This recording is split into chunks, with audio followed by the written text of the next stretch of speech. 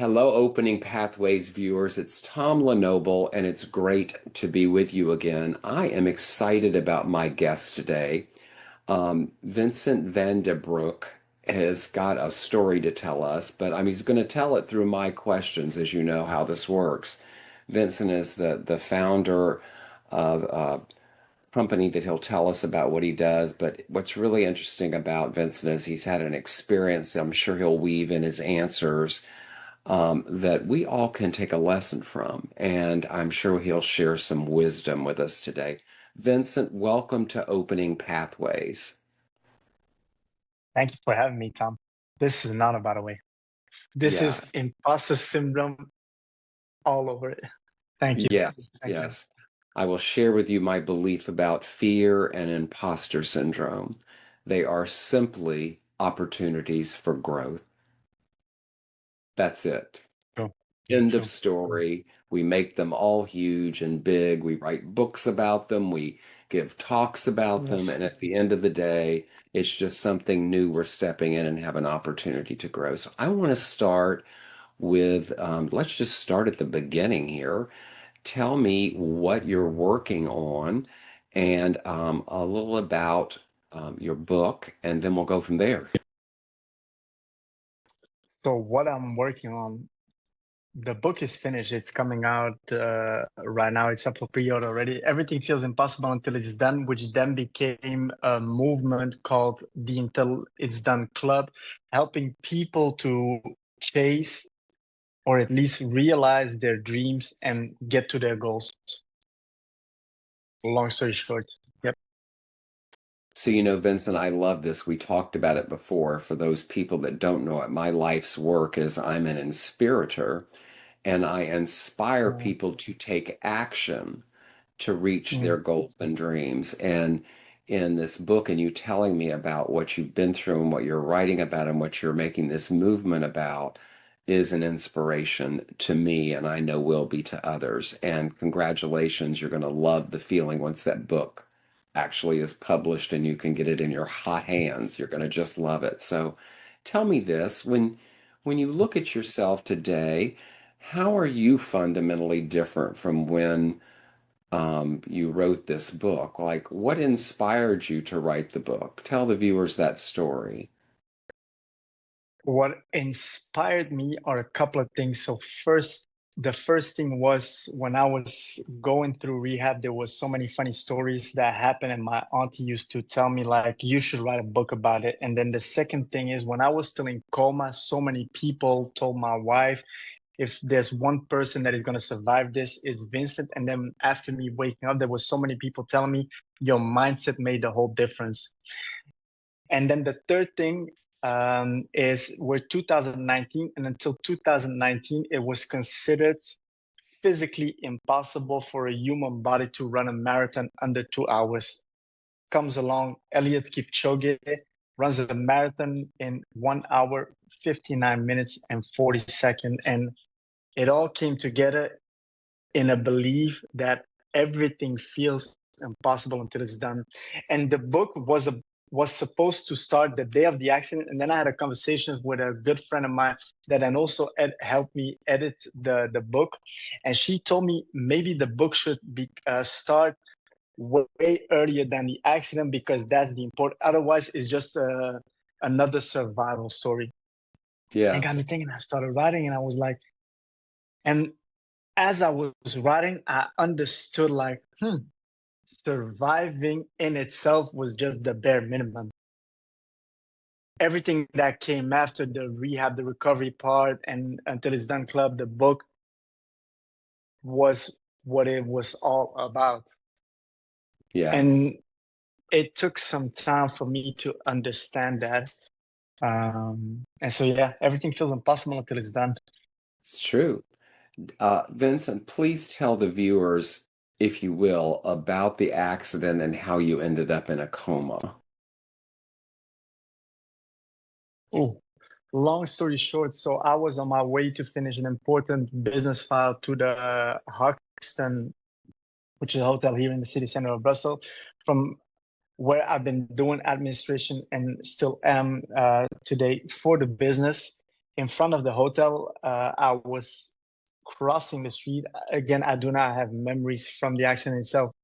Get hit by a car, fall on the front window, roof. The person that then found me 11 meters further than the car. Wasn't wearing any helmet because I was on an e-scooter. Skull open, suffocating on the spot, boom, immediately in a coma. Yeah. Yeah, So viewers, apparently disgusting to see. viewers, I want to share something with you. If you've read my book or you've heard me before, you know I have something I call terrible gifts. A terrible gift is when something happens, we lose someone we love, our pet dies, a relationship ends, we have a tragic accident, a disaster hits, things we would not wish on anyone. Yet what I know to be true, if we're open to it, whether it's a year, 5 years, 10 years, a gift can come from it, something that changes our lives and in turn changes the lives of others. What you're going to hear today is Vincent had a terrible gift. Vincent, tell me this, please. You talk about the marathon and being able to do it in record time. You've achieved this that we're going to hear more about of the accident and coming out of it and writing your book. Who early in your life had an impact that planted seeds about who Vincent would become today? Oh, there were a lot of people. I think in a negative, but then afterwards, after me understanding it in a positive way, my mom. Literally, the first sentence of "Everything Feels Impossible" is literally, I was 16 and life had been planned out. My mom had made sure of that. The schools, the programs, the grades that were acceptable, what success was supposed to look like. That was literally my mom. Like the plan was there. You just follow. You say yes, yes, Chico, and you go for it. So as a kid, when you're younger, like you do not understand that, but she shaped me in a lot of ways. In a lot of ways, like Yeah. she was super strict, and then I lost her when I was only 21, so at a very young age, which is another long story. But and most definitely, she did. What has surprised you most about who you've become after this experience with the accident and writing the book? What surprises you most about Vincent? Oh, what surprises me or surprised me is I don't think you're gonna like the answer because I would first say nothing, but again, look at me, look at us talking right now. It was considered literally, and it's gonna be 2 years in October right now. Like recovery was supposed to take 2 years. Chances of survival were 10%. Chances of me having these conversations with you in the way we're having it right now was considered 1%. So that already is, it became like the standard, like the normal.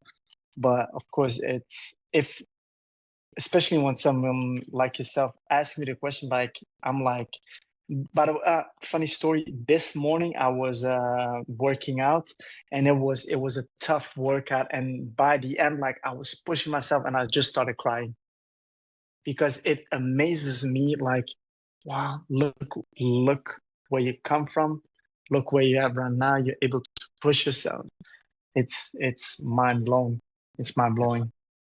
Tell me this, what from these experiences have you learned about risk? Ooh, nothing great. It's not necessarily from the accident because I already knew it before the accident. And then there's this funny thing where there's certain things that we accept as human beings, as in the sun comes up in the morning, it goes down in the evening.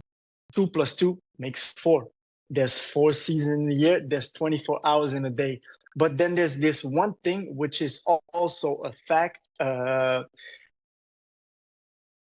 No greatness comes without, nothing big comes without risk. And you either accept it as a fact or you don't. And I've accepted it a long time ago. No matter what you're chasing, by the way, you could be number 57 at Facebook. You know, I think it was 57, right? 56. Who's counting, you know? Yeah, who's counting? Which was considered delusional back in the days. Risk is part of chasing something bigger than yourself.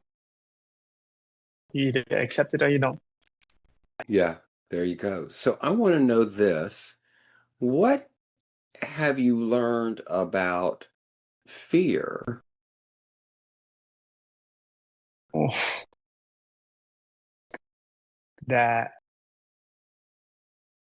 fear in itself is a feeling about a certain result, which, by the way, we can never control. A result we can never control. We can control the input as much as we can, but the result we can never. So in itself, it does not mean nothing. Nothing as in, why be afraid? Because you don't know what tomorrow is going to look like.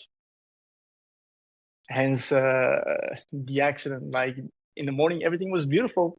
In the evening at 8 o'clock, get hit by a car, fall into coma for 3 weeks. It is Yeah. what it is. So what did this experience, I get the impression that Vincent is, we'll just call it a go-getter, fast-paced, things are happening. There's even some urgency in what happens in the day. What did you learn about patience? Oh, that I'm someone super impatient. Ah, um, no, the what I would say is be super patient about the long term because again, for me, 2 years ago, it was chasing my health again, which doesn't happen overnight. It's not like today you're bad and tomorrow you're going to be great. Be super patient about the long term, but be impatient about the short term. What can happen today, do today. What can happen now, do now. But again, great things. And for me, 2 years ago, it was getting back to the old me or even better me. It was not going to happen. It was not going to happen in a week nor in a month. But the small steps, the small action, do right now. Be impatient about it. Yeah. So, we have these times in our lives where we have to think about boundaries we to put in place. I know one of my recent ones is this phone, this crazy device that takes over our life about making sure I am managing my attachment to it. I saw a woman on a plane while I was traveling recently, and she came in the flight, sat down, and was in a panic because she couldn't find her phone. And in the panic, Mm. she didn't know whether she was going to run off the plane or not. Everybody was trying to help her. And eventually she stood up and realized that she was sitting on her phone and was in such a panic she didn't feel the phone beneath her. You could say there's probably a boundary that's needed there, but I'm curious for you, is there a boundary that you've put in place that's been essential to your sustainability through all of this? It depends on the day. For example, the past 3 weeks have been crazy busy because of the book and the campaign and the podcast and the conversation and the interviews. And I've been telling myself, like, okay, the moment it gets a bit calmer, I might take some time for myself. So it always depends on the day. Like I might feel today that I'm up for all the work, and tomorrow I might wake up not feeling to go for the workout. And it's always about being honest to yourself, knowing yourself. And the funny thing is, we all do know ourselves. If we're like really honest to ourselves, we really know. And then you set the boundary like, okay, I used to be, for example, before the accident, someone that would work from 6 a.m. in the morning to 10 p.m. in the evening, back to back every day. That's not me anymore. Like, I love coming home at 7 p.m., eating together with my wife, cooking for my wife. So that's the boundary right now. If someone needs me a bit later, okay, I might do it exceptionally, but that's not me anymore. So it's always about being honest to yourself. What works for you today? Same for you, Tom. Like probably the Tom from right now and the Tom from 20 years ago, different Tom. Whatever works for you right now works. Okay, whatever worked for you 20 years ago. There is no good or bad. Like we got so good at judging, like at setting rules. What is good, what is bad? There is none. What works for you works for you. Yeah. So tell me this, out of this experience you've had, and maybe more than one experience, but certainly the one you've had, do you feel like you have a responsibility to do something? Like there's something that you could influence others, but that you just know I now must do this? Oh, it's not that I must. No, I might feel sometimes that I must, but it's more about I've always loved helping people around me. Like I've been working with Gen Z since forever, as for the past years already. And I love helping. And by the way, the accident was a proof. Like the amount of people that came over to visit me, it was great. There were lines in front of ICU without wanting nothing in return. I just help. I love being nice to people, being kind to people, helping where needed. And what the accident did is it filtered everything else out. Like the book is there, the Until It's Done Club is there. Like if you need help, I'm here for you. If you want to chase something big, I'm gonna give you the tools. So it's not that I must, but it's something that I want. That this is my legacy. Like I want people when I'm not here, and I hope in a long time, touching wood, in a long time, when people talk about Vincent, they would say he he made life beautiful. He made life easier for us. Not as a must, but more like a want. I want that for people. I want that for me. Mhm. Has your experience made your vulnerability change?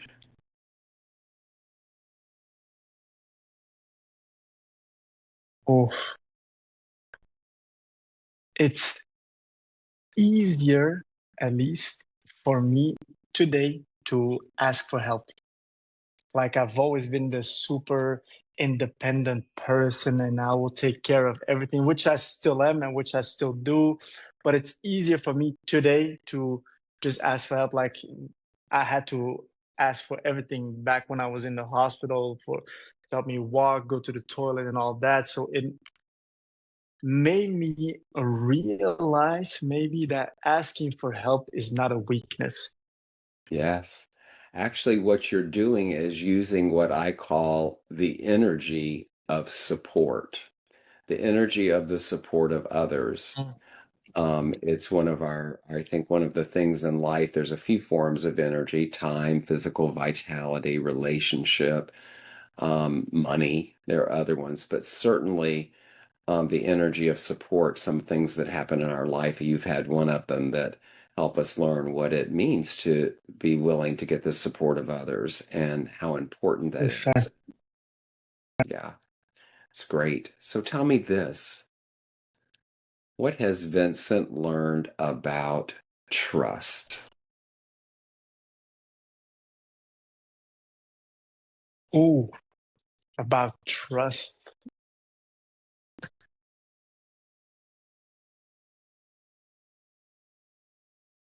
I would say that it's a non-negotiable. It's needed. I would until a certain point, I would say that trust is needed. And for me, again, going back to the situation, for me, it was like Okay, you need to trust the medical staff, but I would even frame it like this, that the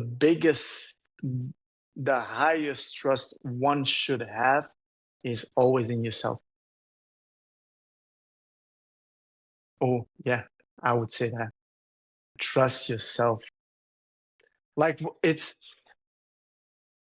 this, by the way, the first time I think about this, like when we talk about trust, it's always exterior, like it's always trusting someone else. Start with yourself. Trust yourself. Your intuition, your gut, your instincts. Trust yourself. Love. It is important. Tell me this, what have you had to forgive to move forward? Oh,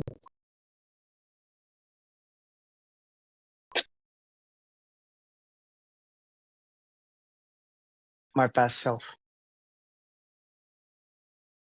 The Vincent from a year ago, the Vincent from 2 years ago, the decision he made 4 years ago is good. It's good, Vincent. Don't worry. People make mistakes. Learn from it. You're forgiven. I got you. It's almost like this conversation, like I've told this many times. It was almost as if the Vincent from before the accident took the Vincent from the accident with him by his hand, like, come on, boy, you can do this. You did this multiple times. Don't worry. Everything you did in the past, it doesn't matter. You got this.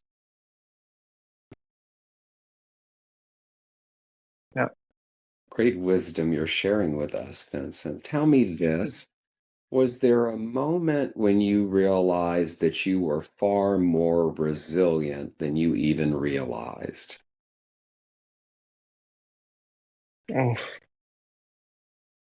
a single moment, I don't think so, but there were lots of moments, and this is already after rehab when I was thinking back about the whole situation and I thought back about my behavior and how I spoke to people, and I would look in the mirror and I would start crying, thinking like,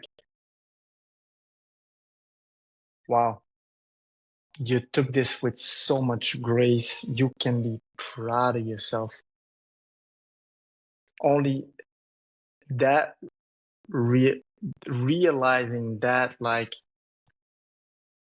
you went through the worst period of your entire life, and okay, I'm only 34, so not that long, but you took the worst period and made it the most beautiful too. Could you even imagine how magical, like the worst period became the most difficult, became not the worst. Oh, that's beautiful. Like it makes me cry until today. Yeah. Until today. What's the big vision? What's Vincent's big vision? What's coming? Oh, changing as much beliefs as I can in the whole world. I would make I would not even I would, but I'm gonna make people I'm gonna convince people that they can do more than they think they can.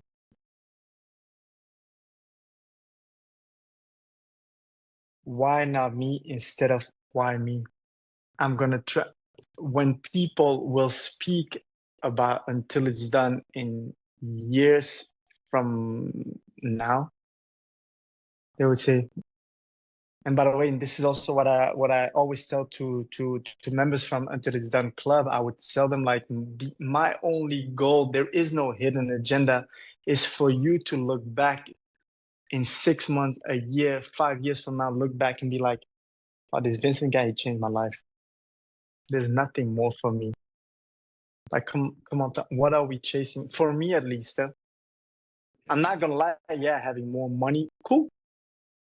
but I want to leave, and it might sound cliche, but it's not. I want to leave the zone around me, like the world behind me, in a better place, period. Yeah. So I want you to know something, Vincent. I You mean, already are.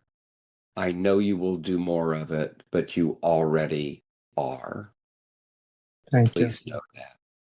What does renewal look like for Vincent beyond just taking a day off or resting? What do you do to renew yourself?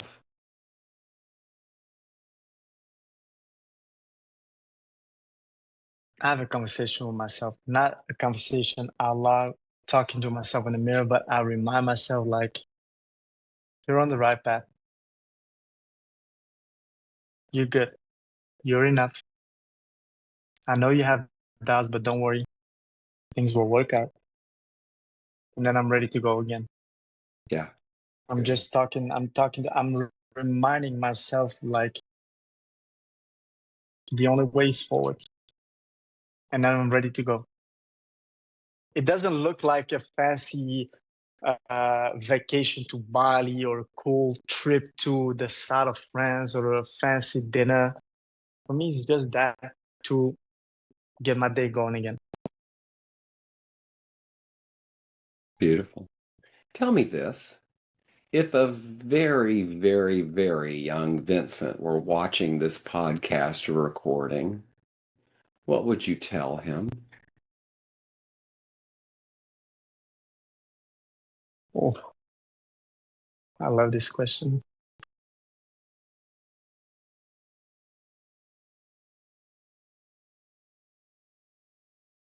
I know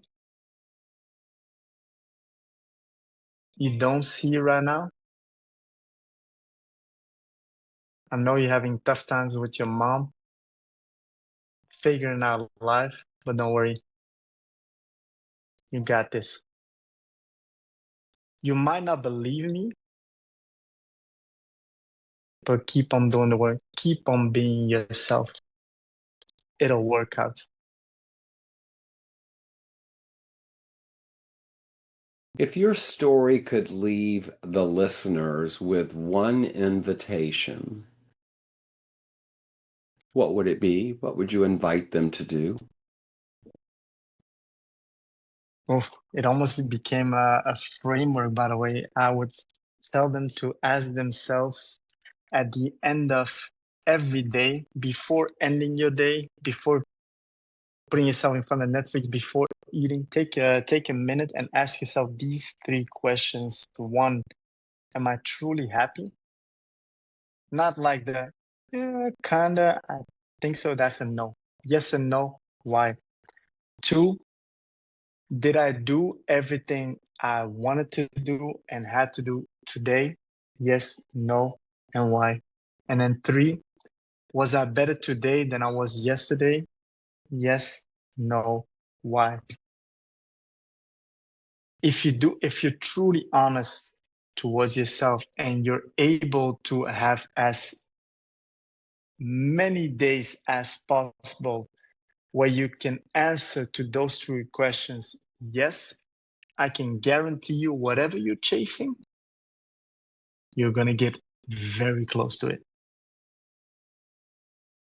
The other way, because we all have bad days and there's ups, downs, but you're able to tell yourself yes to those three questions as many days as possible, you're going to have quite a successful life, a happy life. The other way around too. If it's always no, one day what is going to happen, you're going to wake up with so much regret, you're not ready for it. And I do not wish that on anyone. Regret is the most expensive feeling there is in the whole world. Vincent, I think we need to go on a world tour together. That's what I think. I think we need to take these stories we have on the road and go around and inspire. I know you're going to do that. So, Vincent Vandenbroek, the founder of UID, which is Until It's Done. I would love for Yes, you sir. to tell the viewers the name of your book, when it will be out, and how they can find you. Ooh, the so everything feels impossible until it's done is up for pre-order right now already on Amazon. It's gonna be sent out as of September 15th, and the official release party will be the day of the accident, October 11th this year. But you can already pre-order it today, and then please talk to me mostly on Instagram, or Instagram is Vincent in the Kitchen or Vincent Vandenbroek on LinkedIn, about whatever, whenever. I just love to talk to people. If you have a simple question, if you just need to relieve yourself of something, please get in touch with me. I would love to talk to you. Vincent, I don't do this often, but I have a feeling you and I are going to do a part two. So after this book is launched, I want us to get in touch and reconvene and talk about what's happened after the book launch. Oh, Having launched two of them, you're in for a great feeling. Make sure you take time to rest. Make sure you enjoy every moment of it. You've put a lot into it. You've been through a lot to get to this point. And I know in my heart that your story, not only today, but from your book, is going to inspire many people to see possibilities they never thought were possible from what happened in your life and how that impacts what can happen in their life.